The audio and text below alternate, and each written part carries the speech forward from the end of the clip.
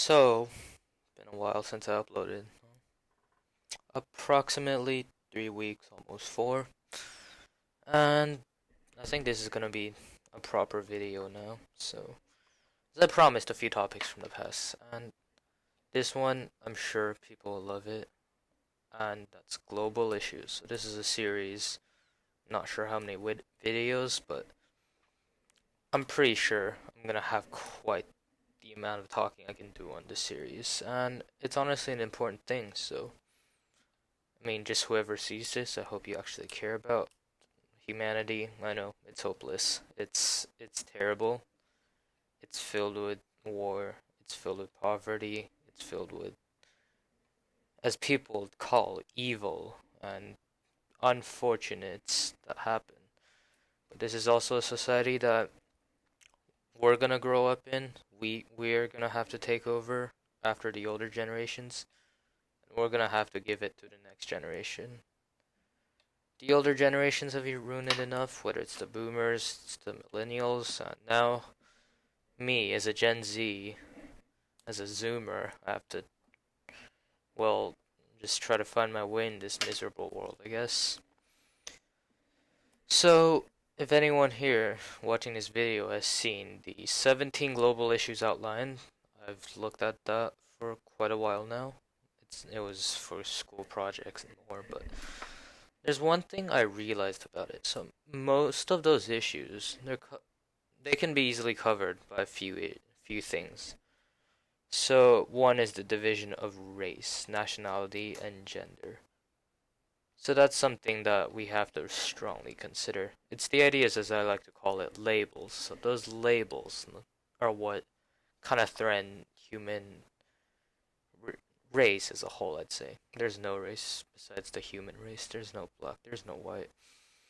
It's that we keep talking about this division. We try to give ourselves identity based on those labels. Whether, say, if I'm a white man, if I'm a black man, if I'm a black woman, if I'm a white woman, or am I Asian like I am. It doesn't matter that there's those labels on us, and honestly, removing those labels. So there's a video of Morgan Freeman talking about it. So you don't call me a black man, I won't call you a white man.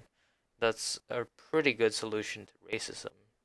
Because as long as you keep trying to put labels onto I guess, different sides, there's always going to be one side that claims to be superior than the other, and that's not balanced for sure. So, besides that, besides race, there's also the idea of gender. So, gender inequality, and then there's the religious things going on. Religion has been a part of conflict for thousands of years now. I'm sure if you've studied history, from over thousands of years ago, the conflict between Muslims and Christians. So, Crusades, that's one thing. Then now there's the Israel and Palestine thing, which I'm not going to go too deep into politics, but that's a religious thing. So, the division of race, religion, and gender, that's pretty bad now with labels. And then there comes into the play of nationality. There's Americans, there's Chinese, and there's everyone trying to put those labels onto themselves. And that's a big issue for world peace, in my opinion. This idea of putting labels. It just seems appealing to the humankind for some reason. Like by putting labels, it's just gonna cause more division, and this cannot be solved unless the labels are taken off. And with labels comes groups, and with groups comes xenophobia. So the fear of the unknown. I'm not talking about the fear of nationality here, but that's part of the thing. So racist beliefs. So all types of prejudice are hammered either at a young age or through experience. And then after this prejudice comes, they never try to figure anything else out. This is their systematic belief now. It's part of them. They can believe that white men are just superior to black men and Asian men, or that becomes part of their beliefs, and they're not gonna be willing to change their part of belief because that's a part of them. If you take out that part of them, not gonna accept it. So that's the problem of division. So this is part one of global causes of global issues. And then there's the idea of opinions and morals, which is quite honestly, especially the branches of morals. So morals, I mean, moral is a human standard, but with this human standard, always comes as a part of our natural instinct to do the right thing. So this right thing, the definition of this right thing has changed so much over the years that I'm sure when we look back at what was right 500 years ago, it's very different from the standard we have now, and it'll be the same case 500 years later if humanity still exists by then. But so with those opinions, and it's really a matter of perception of what is right or what is wrong. But there's one major issue in this is the ignorance of most people. So I'm not gonna say most people, but a lot of people very ignorant.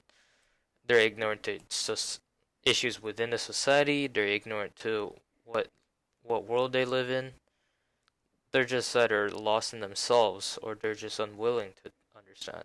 It's a lot of times apathy, the I don't care, I don't know, and I don't care mindset. Such. I'll go deeper into that idea in a few videos maybe, but this video is just gonna kind of be a brief introduction and outline of the issues. So that's another thing. Then there's the problem with morals, as I said. So a lot of people, as some would suggest, twisted morals. So those twisted morals, what's considered evil within this society. Some people believe that if we eradicate this evil, like everything in the society would be better, but I can tell you, you can't eradicate evil. This evil, in a way, in some philosophy, is a necessity. It's only the contrast between those bad things in society and the good things. That's that's what keeps the balance of the society, and that's what makes things interesting. So the idea of a perfect society would theoretically be pretty boring because there are simply no differences.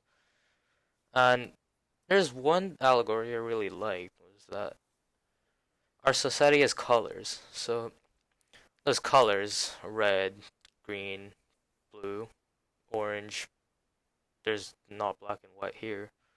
But with the colors, there's red claiming to be better than orange. We have pink saying that blue is oppressing them.